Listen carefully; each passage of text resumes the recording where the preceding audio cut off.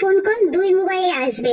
তার মানে হচ্ছে সেটিংসটি আপনার জানা থাকলে আপনার প্রিয়জনকে কেউ কল দিলে সেই কলটা কিন্তু আপনার মোবাইলে অটোমেটিকলি চলে আসবে। চলুন ইন্টারেস্টিং সেটিংটা শিখে আসি।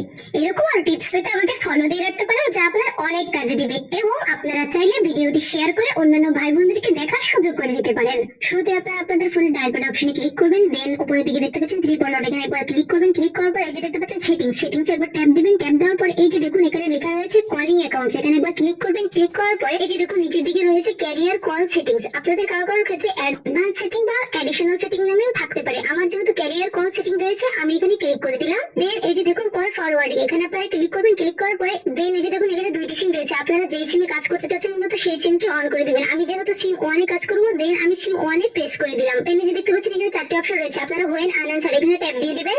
দেন এখানে যে আপনার নাম্বারটি এখানে বসিয়ে দেবেন, অবশ্যই কিন্তু আপনার নাম্বারটি এখানে বসাতে হবে। দেন এই যে উপরের দিকে দেখতে পাচ্ছেন টিক চিহ্ন, এখানে আপনারা টিক দিয়ে দিবেন। অবশ্যই সেটিংসটা করবেন আপনার প্রিয়জনের মোবাইলে। আপনার প্রিয়জনের ফোনে যখন কেউ কল করবে উনি রিসিভ না করবে, সেই কলটা অটোমেটিক্যালি আপনার ফোনে চলে আসবে। That's it.